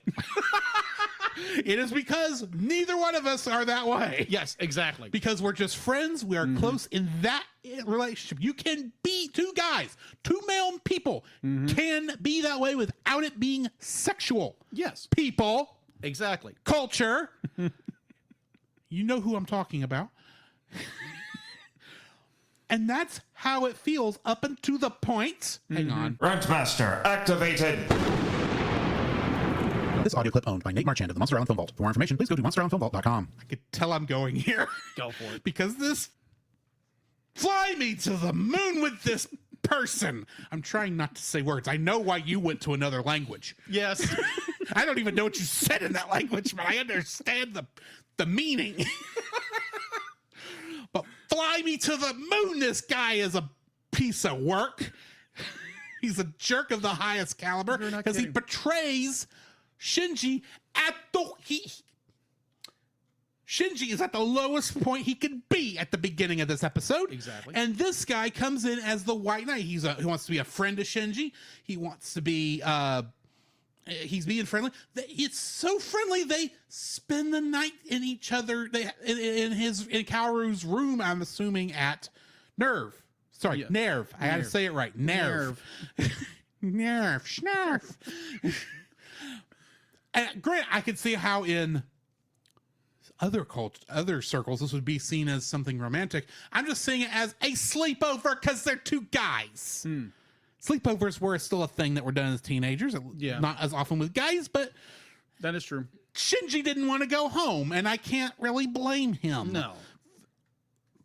He probably should have because Masato was worried sick, but Shinji doesn't know or care about that. Yeah. I understand Shinji's point of view. I'm also saying he should have gone home. Yeah, for more than one reason. But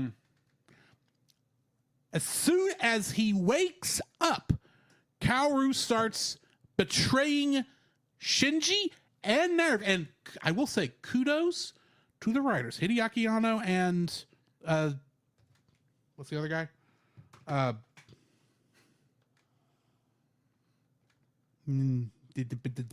Come up. I can find it now. Hideaki Anno and Akio Satsukawa. They did such a good job of introducing this character, making us feel somewhat like this character, making us trust this guy. Yeah. To betray, having the character betray us and Shinji.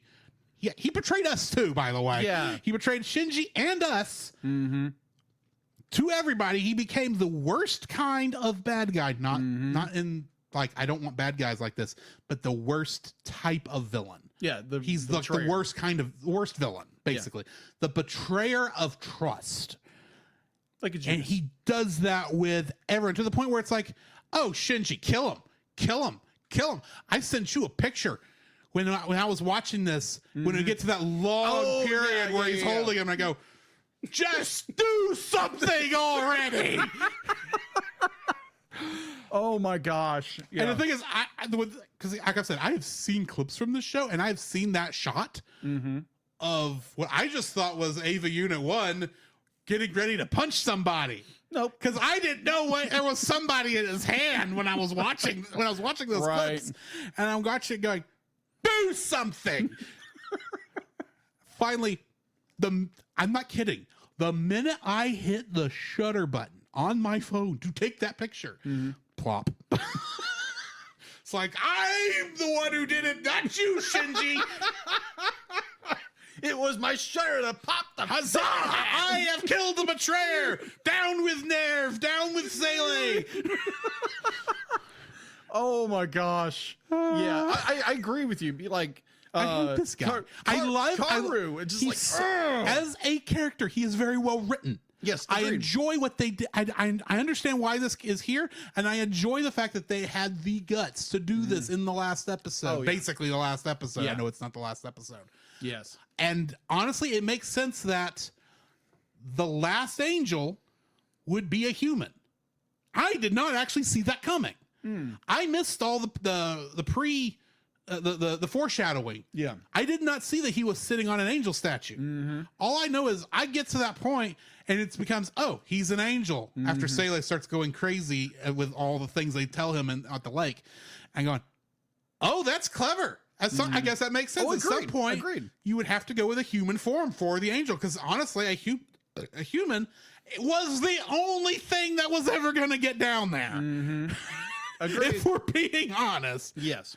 And granted, the computer actually got very close. The computer virus one. Yes. But I like the character and I hate the character. You know what I mean? Fair. I enjoy why he's there. I hate this character because of what he does, not just to Shinji, but to us, because they make us trust him. You aren't experiencing that at this point because you knew what was going to happen. Yeah. I did not. Yeah. I'm sitting there going, is good. Which is a good thing to see. All you hinted at to me was that there was a character in this episode who was going to die. Introduced this episode who's going to die at the end of the episode. And sure, the minute he shows up, I go, Kaoru, of course. He definitely has red shirt energy. He has red eyes. He does have, and red blood, as we see at the end. Yeah. Or is that red LCL fluid? That's red ZL fluid. Orange. Orange juice. Orange juice. Very orange juice. Yes. Yes. Almost red. Anyway, cherry orange juice. I don't know where I'm going with that. But it's like, I like the character. I like why he's there, and I hate him. Okay, so I've had an issue up to this. I've not talked about it. Not really, but I don't really like most of the characters in this show. Fair. So kudos to Hideaki Anno from being able to write a character who I hate more than everybody else and makes everybody else look like saints in comparison. Yes, I'm including Gendo in that statement. Wow. That's a bold statement right there. Because as bad as Gendo is, he's smart enough to at least play the long game. As much as Shinji is trying to get his approval throughout most of this episode, the series, you can see Gendo's number from the very beginning. He's only using Shinji because he's the only one who can pilot that Ava. Well, he claims Rei can do it, but after a point, that doesn't work anymore. Yeah. After, became Hitler. Gendo, I still hate you. You're not actually as bad as Kaoru as a character. Yes, Except, like I said, that confusing point at the end where it's like, I like you people so much. I want you to be the ones that live. Boink! Kill me now. It's like, what? Yeah, that made no sense. What? Like you went down there to cause third impact. The third impact is supposed to happen. It's supposed to be your fault, and no. It's like, because be like in the Ediva, because apparently there was this big controversy because they didn't go into the homosexual. Yeah, the Netflix one does not go into that at all. It doesn't. But the 80 director's cut does, and it's just more he just be like, "Oh, I love you, Shinji." That's what he says, and then Shinji is more mixed feelings that he doesn't know what's going on because he's being freaking manipulated. Thank you very much. That's my whole point.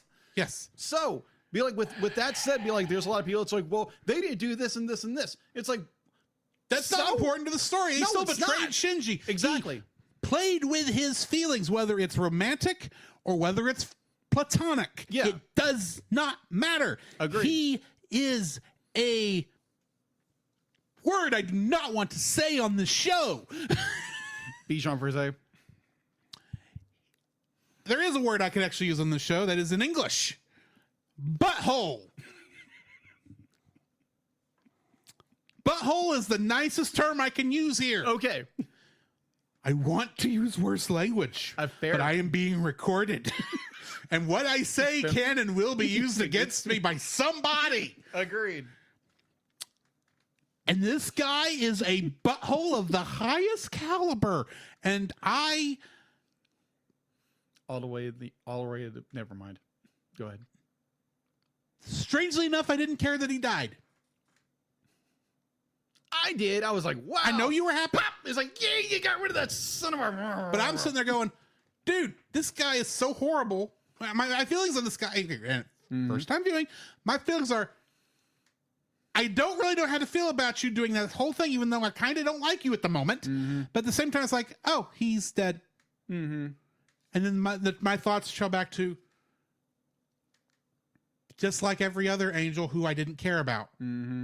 Because none of the other angels were presented as being intellectual. Yes. This one is. And so in some degree, I'm glad he's dead. Also, he's a person. Or he's presented as a person. So I'm like, oh, does he actually deserve to die as a person? What did he actually, besides betraying Shinji, which is a horrible thing to do, don't get me wrong. Technically, he's an angel, so. Right, but he's, and did he actually kill anyone? No. And admittedly, at the end, he just technically,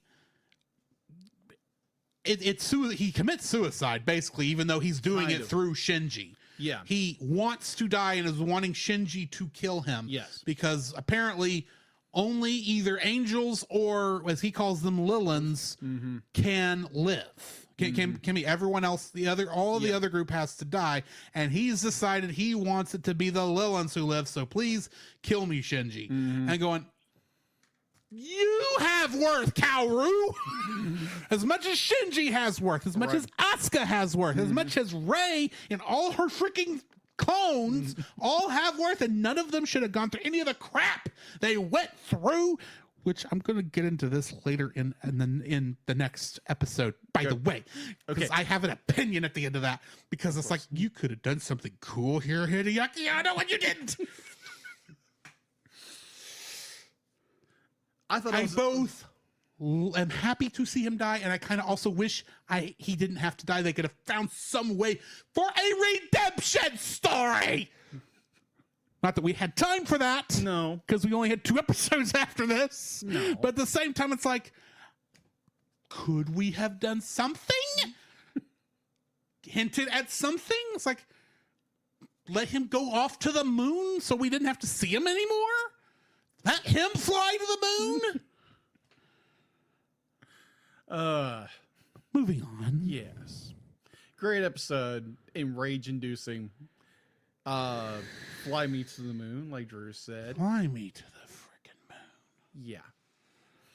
I was happy when Kaoru got his frickin' head popped. I loved it. I was like, great. That being Good said, riddance. That being said, I need to get you some clips from a certain YouTube show that I've watched, because I think you'll enjoy them. Okay, gotcha. I'll have to edit some stuff out that you won't care that's not Evangelion related, but Roger. Anyway, I think that's going to be it for this episode of the Cellcast. Yes. Join us next week where, along with our stupidest decision we've probably ever made, just our most controversial. If you say it's controversial, is it still controversial? Yes. Okay, we'll go with that. Along with Song of the South, we are going to be finishing Evangelion with what I am calling the most despair-inducing PowerPoint presentation on the face of the planet. It's more than that, but there is a lot of reused animation and random pictures. Not most of them, some of them not even animated. Just some. Apparently, someone went and took and then applied a fake halftone thing to make it look like newspaper. Yes. But either way, join us next. The last 2 episodes of Evangelion are very interesting and odd. We'll get there when we get there next week. In the meantime, this has been Drew. This is Jacob. And we'll catch you in the next frame. You can follow Jacob on his Facebook at Jacob B. Heron. His Facebook page, Jacob's Daily Art Corner, where he tries to draw each and every day. His Instagram at Jacob B. Heron. His Twitter at Jacob Heron. And his Letterboxd at Jacob Heron. You can find Drew on Facebook at Drew Dodgen. His Facebook page, Drew's Photo Bin, to see his photography. His Letterboxd page at GGeorge759. His Twitter at GGeorge759. And Instagram at Drew Dodgen. You can like us on Facebook at the Cellcast Podcast. On Twitch at the Cellcast Gaming. On YouTube at Cellcast. On Twitter at cast_cell. The Cellcast can be found at Apple Podcasts, Google Play Podcasts, Stitcher, Spotify, or anywhere else fine podcasts are downloaded from. Please rate and review us where you found us, and also on Podchaser. Email us at thecellcastpodcast@gmail.com. The Cellcast is a proud member of both the Pop Americana and Culture Box media networks. For more information, please see the link in the description. Our theme song is Drop and Roll by Silent Partner. And remember, that's Cell, with a single L.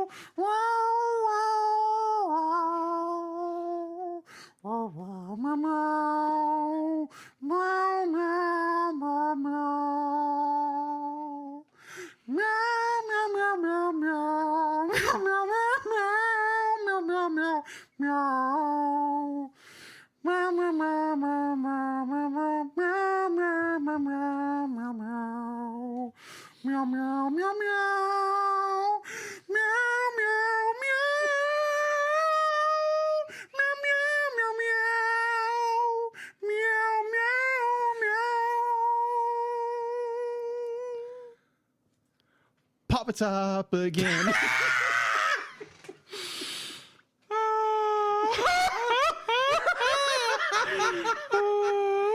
so wrong. That is so wrong.